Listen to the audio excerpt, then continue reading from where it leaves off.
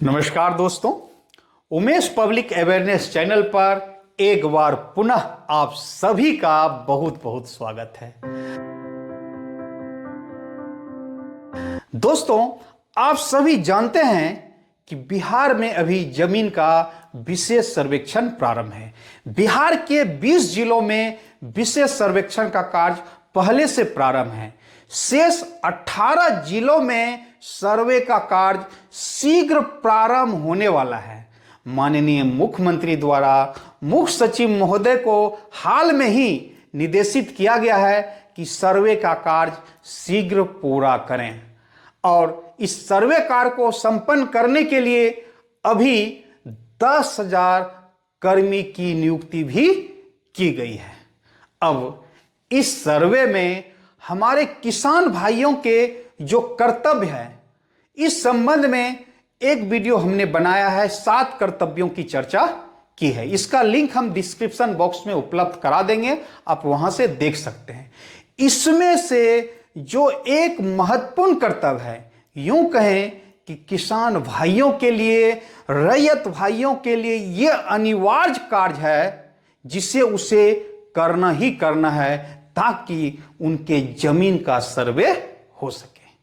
तो आज का जो वीडियो है उसका विषय है कि बिहार भूमि सर्वेक्षण में रैयत किसानों का अनिवार्य कार्य प्रपत्र फॉर्म 2 एवं 3(1) कैसे भरें एवं प्रपत्र फॉर्म कहां से कैसे प्राप्त करें। दोस्तों, सबसे पहले प्रपत्र 2 क्या है?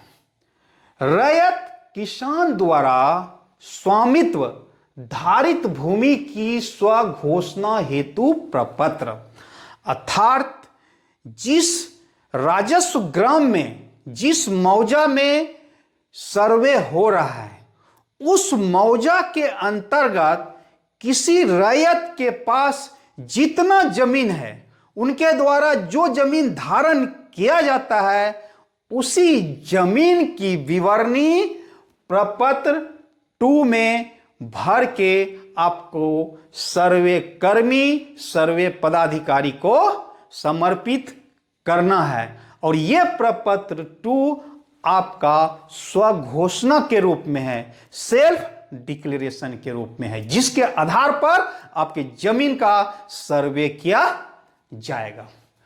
तो आइए अब यह जानते हैं कि क्या प्रपत्र 2 भरना रैयत के लिए अनिवार्य है, क्या कोई कानूनी बाध्यता है।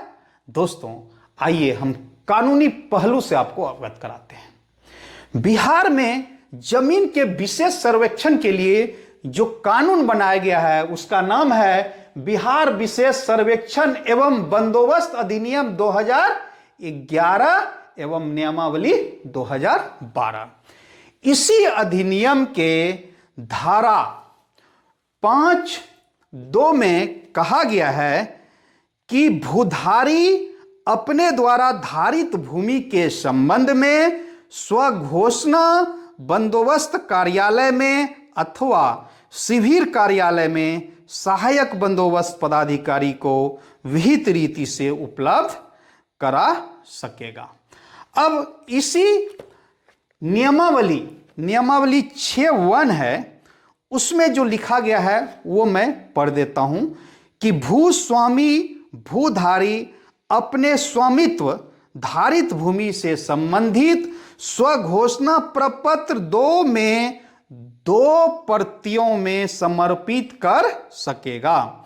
स्वघोषणा की एक प्रति प्राप्त करने वाले पदाधिकारी कर्मचारी के द्वारा अपना हस्ताक्षर, तिथि एवं क्रम संख्या अंकित कर उसकी पावती के प्रमाण के रूप में संबंधित व्यक्ति को दी जाएगी। अर्थात आपको प्रपत्र 2 अर्थात जो जमीन आपका है उसको भरते हुए 2 प्रति में आप सर्वे कर्मी को देंगे।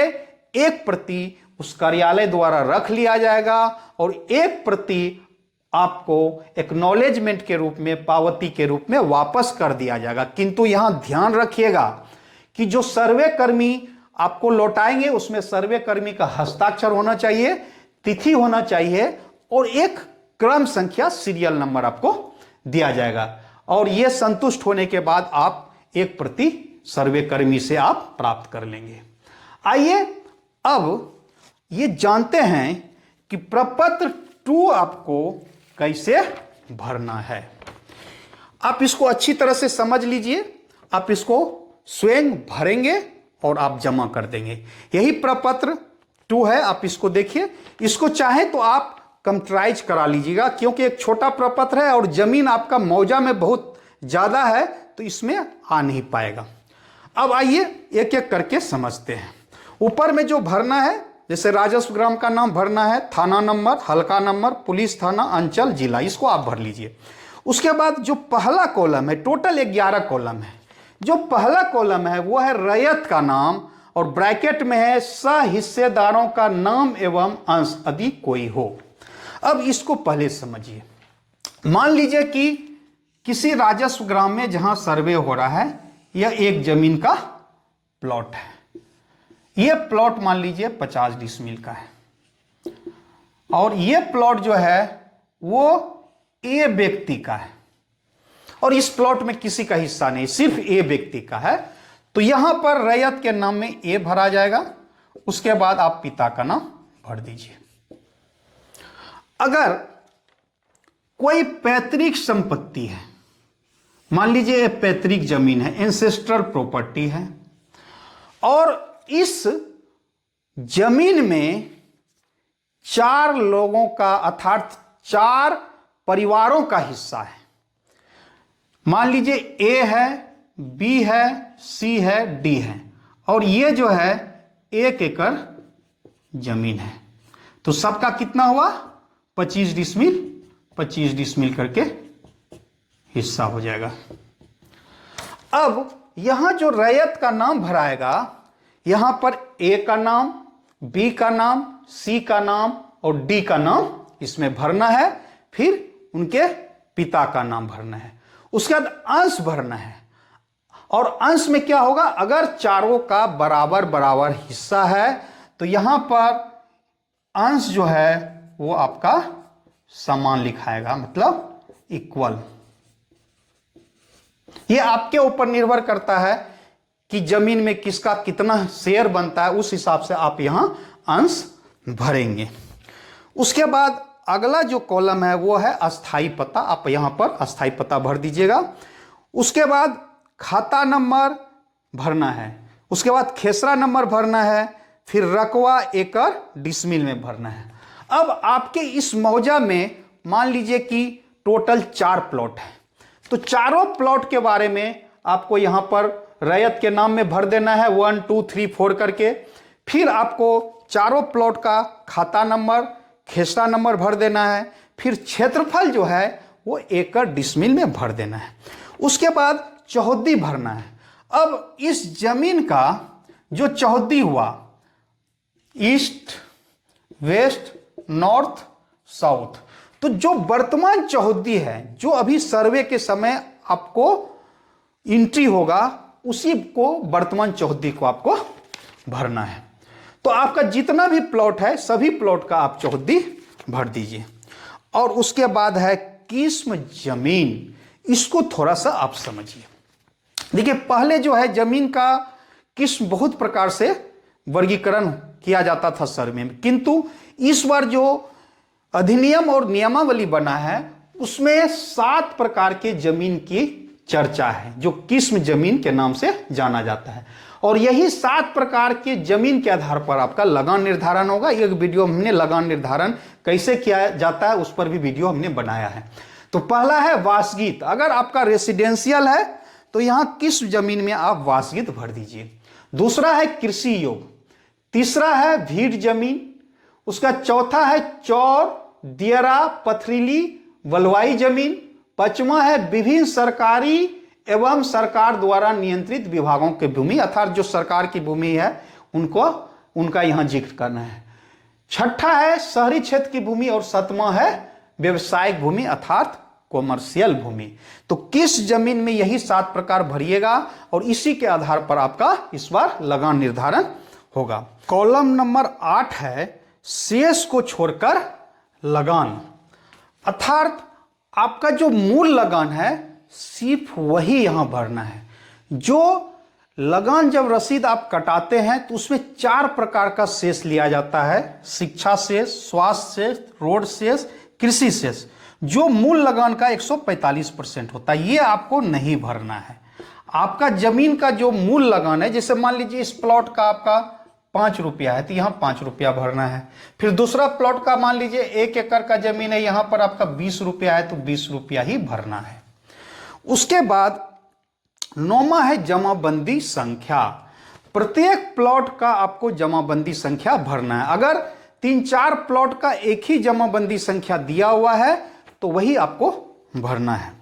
उसके बाद 10वां जो कॉलम है बहुत महत्वपूर्ण कॉलम है, वो है भूमि पर दावा का आधार, अर्थात जो जमीन है इस जमीन पर आपका कैसे अधिकार बनता है।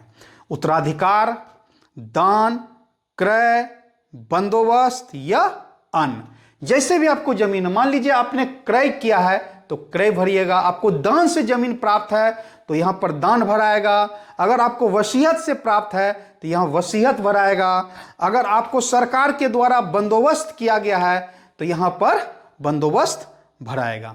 और कॉलम नंबर 11 अभियुक्ति अगर कोई हो, यहां पर अगर कुछ सर्वे कर्मी के संज्ञान में लाना चाहते हैं तो आप यहां अभियुक्ति कॉलम में भर सकते हैं। जैसे मान लीजिए कि यह प्लॉट है, इस प्लॉट पर सिविल कोर्ट में आपका टाइटल सूट चल रहा है या पार्टीशन सूट चल रहा है, तो क्या करना है, आप यहां पर लिख सकते हैं अभियुक्ति कॉलम में जो खाता नंबर, खेसरा नंबर रखवा है उसके सामने में पार्टीशन सूट संख्या इतना सिविल कोर्ट में चल रहा है या सिविल टाइटल नंबर इतना सिविल कोर्ट में चल रहा है। और लास्ट में आपको यहां पर रैयत का हस्ताक्षर, अंगूठे का निशान, आपको तिथि डालना है और इसकी 2 प्रति में आपको जमा करना है, 1 प्रति आपको मिल जाएगा जैसा कि हमने पहले बताया था एक्नॉलेजमेंट के रूप में। अब इस प्रपत्र के साथ आपको जो एक प्रपत्र और जमा करना है वो है 3-1। यही प्रपत्र है जो वंशावली का प्रपत्र है। यह उस परिस्थिति में आपको जमा करना है जब जमीन आपको उत्तराधिकार से प्राप्त है। दैट मीन्स आपकी पैतृक संपत्ति है और पैतृक संपत्ति होने के नाते आपको यह जमीन प्राप्त हो रहा है। तो यहां पर क्या है, देखिए सेवा में सिविल प्रभारी को यह जमा करना है, अंचल जिला, विषय है स्वयं की वंशावली समर्पित करने के संबंध में। उसके बाद महाशय उपरोक्त विषय के संबंध में सूचित करते हुए कहना है कि मैं, हम लोग, अब यहाँ 1, 2, 3 है, यहाँ पर नाम लिखना है, उसके बाद जो कॉलम है उसको भर देना है। और इसको भरते हुए नीचे में देखिए, नीचे है कि नीचे वंश वृक्ष टेबल फॉर्म बनाएं, इसको आपको टाइप करा लेना है। अब इसमें वंश वृक्ष फॉर्म, मान लीजिए कि आपका जमीन जो है वो पिता के नाम से जिनकी मृत्यु हो गई और ये जमीन उत्तराधिकार में प्राप्त है और इसमें 4 सहिस्सेदार हैं, A, B, C, D। तो इसमें चारों का इस तरह वंश वृक्ष बनेगा। अब मान लीजिए कि D जो है, जो सहिस्सेदार है, इनकी मृत्यु हो गई, तो फिर इनके जो उत्तराधिकार होंगे A, B, C, D या और है तो E। तो इस तरह आपका वंश वृक्ष बनेगा और इस वंश वृक्ष को आपको बना के इसमें 3-1 में ही समर्पित करना है। ये वंश वृक्ष कहाँ से बनेगा, इस संबंध में ये सर्वे का जो अधिनियम है और नियमावली है इसमें उल्लेख नहीं किया। इसमें सिर्फ यही उल्लेख किया गया है 5-1 में, धारा 5-1 में, कि सर्वे कर्मी जो है वो वंशावली को तैयार करेंगे। आप ये जो वंश वृक्ष बनाएंगे, अभी जो हमको सूचना प्राप्त हो रही है उसमें यह कहा जा रहा है सर्वे कर्मी के द्वारा कि इसको सरपंच और मुखिया से आप सत्यापित करा लीजिए। लेकिन मेरा और एक सुझाव होगा, आपके पास अगर पर्याप्त समय है तो वंशावली बिहार में कैसे बनाया जाता है, इस संबंध में पंचायती राज विभाग द्वारा एक गाइडलाइन जारी किया गया है, जिसमें सरपंच को यह पावर दिया गया। आप विधिवत अगर टाइम है तो आप वहां से बनवा सकते हैं। इस संबंध में एक वीडियो 10 मिनट का मेरा है, वो आप देख सकते हैं, उसका भी लिंक हम डिस्क्रिप्शन बॉक्स में दे देंगे। अब इस वंशावली का जो दूसरा पार्ट है, वंशावली के आधार पर प्रत्येक उत्तराधिकारी का दखल निम्न प्रकार है। अब इसमें रैयत का नाम भर दीजिए। अगर 4 गो है तो ABCD आप भर दीजिए। उसका पिता का नाम, अस्थाई पता, खाता, खेसरा, रकवा, चौहद्दी और स्वामित्व धारित भूमि का ब्यौरा। अब इसमें 4 रैयत है, इसमें 25-25 डिसमिल है, तो आप 25-25 डिसमिल इसमें चारों का भर दीजिए। फिर आपका इस जमीन का जो जमाबंदी संख्या है उस जमाबंदी का उल्लेख कर दीजिए और उसके बाद नीचे में आपका जितने भी हैं याचिकाकर्ताओं का हस्ताक्षर, अगर 4 लोग हैं तो चारों का यहां पर साइन हो जाएगा। और इसके साथ जो आपको कागज जमा करना है, यहां अनुलग्नक के रूप में लिखा गया है। टोटल 8 आपका यहां पर जिक्र किया गया है। जैसे पहला है मृत, जमाबंदी, रैयत की मृत्यु की तिथि और वर्ष आप यहां पर उल्लेख कर दीजिए। मृत्यु प्रमाण पत्र है तो आप यहां लगा दीजिए। उसके बाद जमाबंदी संख्या की विवरणी, आपकी जो जमाबंदी चल रही है उसको ऑनलाइन से आप प्रिंट करवा लीजिए, उसको आप लगा दीजिए। और रसीद आप जो ऑनलाइन कटवाते हैं या पहले से कटवाए हुए हैं तो रसीद आप लगा दीजिए। खतियान की नकल यदि उपलब्ध हो तो, अगर जमीन आपको खतियान से प्राप्त है तो खतियान की सत्यापित प्रति इसमें लगाना है। आपके पास अगर नहीं है और खतियान से प्राप्त है तो आप उस जिला के जिला अभिलेखाकार से सत्यापित प्रति प्राप्त कर लें। उसके बाद दावाकृत भूमि से संबंधित दस्तावेजों की विवरणी, अर्थात आपको जमीन कैसे प्राप्त है। अगर आपको क्रय से प्राप्त है तो केवला लगा दीजिए, दान से प्राप्त है तो दान पत्र लगा दीजिए, वसीयत से प्राप्त है तो वसीयत का जो प्रति है उसको लगाइए। उसके साथ आपको प्रोवेट का आदेश भी लगाना पड़ेगा जो सिविल कोर्ट से होता है। और अगर आपको बंदोबस्ती से प्राप्त है तो आप इसमें बंदोबस्ती पर्चा संलग्न कीजिए। वासगित से प्राप्त है तो आप वासगित पर्चा लगाइए। भूदान से प्राप्त है तो भूदान पर्चा लगाइए। उसके बाद है कि अगर सक्षम न्यायालय का आदेश हो तो आदेश की प्रति, जैसे आपको जमीन जो है पार्टीशन केस चला और उसके द्वारा आपको मिला है तो पार्टीशन सूट का यहां जो कॉपी होगा, सच्ची प्रति, आप सिविल कोर्ट से नकल निकालिए, उसको लगा दीजिए। और उसको अगर टाइटल में प्राप्त हुआ है तो टाइटल सूट की जो कॉपी होगी, आदेश का कॉपी, उसका नकल आपको इसमें लगाना है। उसके बाद आवेदनकर्ता या हित अर्जन करने वाले के मृतक का वारिस होने के संबंध में प्रमाण पत्र। उसके बाद आपको फिर आधार कार्ड लगाना है और फिर वोटर आईडी कार्ड लगाना है। इस प्रकार आप जो है प्रपत्र 2 और प्रपत्र 3-1 जो है आप सर्वे कर्मी को समर्पित करेंगे। 3-1 वहां पर जरूरत नहीं पड़ेगा। अगर आपके नाम की जमीन स्वयं के नाम से जमाबंदी है तो इसमें इस वंशावली की जरूरत नहीं पड़ेगा। अब आइए आपको बताते हैं कि ये प्रपत्र जो है आप कहां से प्राप्त करेंगे। बिहार भूमि विशेष सर्वेक्षण में कुल 22 प्रकार के फॉर्म का उपयोग किया जाता है।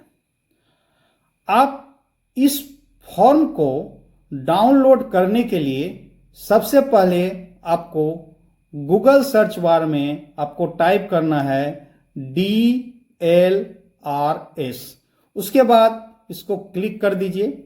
क्लिक करने के बाद देखिए सबसे ऊपर में ही आ रहा है department of land records and सर्वे, इसको आपको क्लिक करना है। क्लिक करने के बाद आप देखिए ये directorate of land records and सर्वे का, गवर्नमेंट ऑफ बिहार का, ये बिहार सरकार का जो साइट है वो खुल जाता है। दाएं साइड में 3 लकीर है, यहां पर आप क्लिक कीजिए। क्लिक करने के बाद बाएं साइड में देखिए आपके तीसरे नंबर पर डाउनलोड्स का ऑप्शन आ रहा है और बगल में एक प्लस का सिंबल है। इस प्लस के सिंबल को आप क्लिक करेंगे। तीसरे नंबर पर टेक्निकल मैनुअल्स, प्रपत्र इन अदर फॉर्म्स आ रहा है, इसको आप क्लिक करेंगे। जैसे क्लिक करेंगे आपका देखिए सबसे पहले टेक्निकल मैनुअल है और उसके नीचे में आप देखिए प्रपत्र फॉर्मेट एंड फॉर्म्स है। इसमें कुल 22 प्रकार के फॉर्म का डाउनलोड करने का ऑप्शन दिया गया है। अभी जो हमने वीडियो आपके समक्ष बताया है वो प्रपत्र 2 है, उसके बाद 3.1 है और 3.1.1 इसको डाउनलोड करना है। जैसे हम प्रपत्र 2 को डाउनलोड करना है तो इसको हम क्लिक करेंगे। जैसे क्लिक करेंगे, अब देखिए ये प्रपत्र जो है आपका डाउनलोड हो गया, इसको आप प्रिंट कर लीजिए। उसके बाद पुनः आप बैक आइए, उसके बाद 3.1 करना है वंशावली, इसको आप क्लिक कीजिएगा और देखिए ये वंशावली आपका प्रपत्र 3.1 आपका आ गया।